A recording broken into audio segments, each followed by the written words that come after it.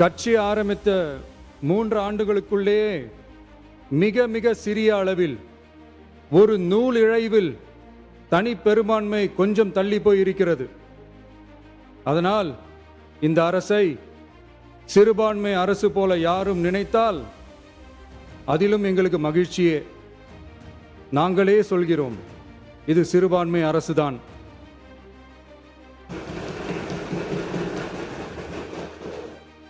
சிறுபான்மை மக்களுக்கான பாதுகாப்பை உண்மையாக நிலைநாட்டும் அரசுதான். எம்மதமும் நம் மதமே, எல்லா மக்களும் நம் மக்களே, இதில் வாக்களித்தவர்கள் வாக்களிக்காதவர்கள் என்ற பாகுபாடே இருக்காது. இது எல்லோருக்குமான அரசு, இது சாமானியர்களுக்கான அரசு, இது சாதி மத எல்லைகளை கடந்த அரசு, இது பாகுபாடு காட்டாத அரசு, இது பண்பாடு காக்கும் அரசு, இது பண்பட்ட அரசு, அரசியல் காரணங்களுக்காக யாரையும் எதற்காகவும் புண்படுத்தாத அரசு. இதையெல்லாம் போக போக புரிந்து கொள்வார்கள். எனவே துள்ளி எழுந்து பதில் சொல்வதை விட எதிலும் துணிச்சலுடன் செயலாற்றி வெற்றி பெறும் அரசு இது.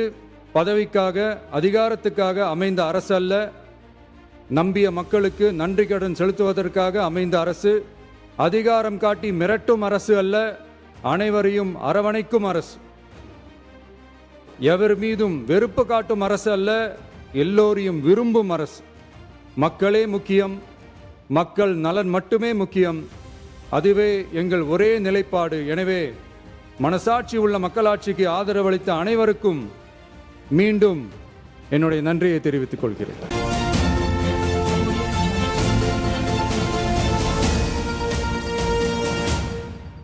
மாண்புமிகு முதலமைச்சர் அவர்கள் இப்போது உரையாற்றுவார்கள்.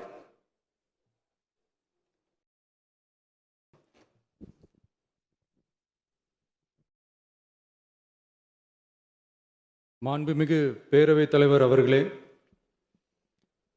முதலில் நம்பிக்கை தீர்மானத்தில் மக்களுக்கான இந்த ஆட்சியை, மனசாட்சி உள்ள மக்களாட்சியை ஆதரித்து வெற்றி பெற செய்த மாண்புமிகு உறுப்பினர்கள் அனைவருக்கும் நெஞ்சார்ந்த நன்றியை நமது அரசின் சார்பாக தெரிவித்துக் கொள்கிறேன்.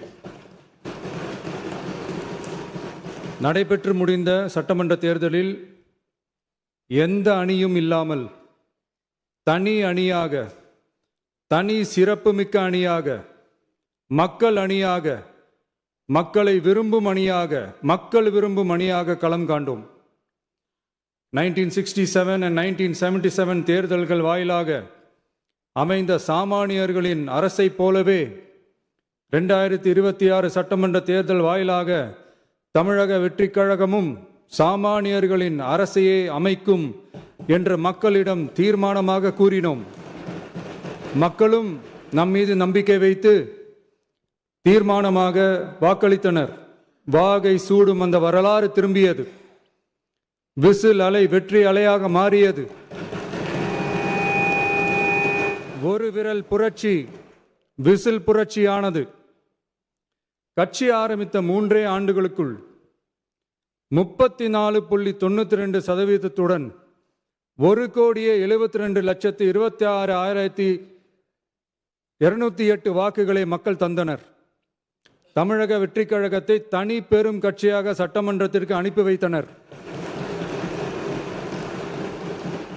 கட்சி ஆரம்பித்த 3 ஆண்டுகளுக்குள்ளே மிக மிக சிறிய அளவில் ஒரு நூல் இழைவில் தனி பெரும்பான்மை கொஞ்சம் தள்ளி போயிருக்கிறது. அதனால் இந்த அரசை சிறுபான்மை அரசு போல யாரும் நினைத்தால் அதிலும் எங்களுக்கு மகிழ்ச்சியே.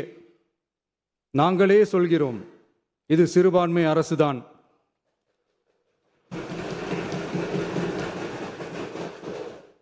சிறுபான்மை மக்களுக்கான பாதுகாப்பை உண்மையாக நிலைநாட்டும் அரசுதான்.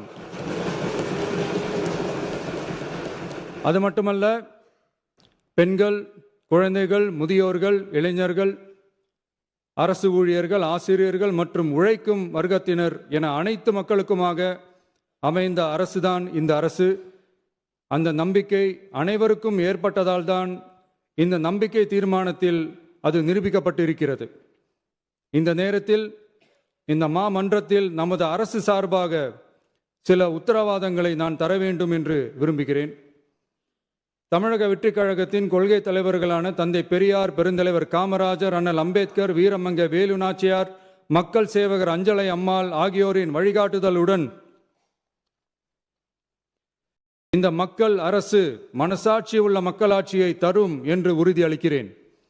சமூக நீதி, சமநீதி, சம வாய்ப்புடன், உண்மையான உறுதியான ஜனநாயகத்துடன், மதச்சார்பற்ற சமூக நீதி கொள்கைகளுடன் இந்த அரசு நடக்கும். அதில் சிறிதும் மாற்றமில்லை. நம்முடைய இந்த ஆழமான நம்பிக்கையை மனதார நம்பி வாக்களித்த அனைத்து இயக்கங்களின் தலைவர்களுக்கும், அந்த இயக்கங்களை சேர்ந்த மாண்புமிகு உறுப்பினர்களுக்கும் மீண்டும் நன்றியை தெரிவித்துக் கொள்கிறேன்.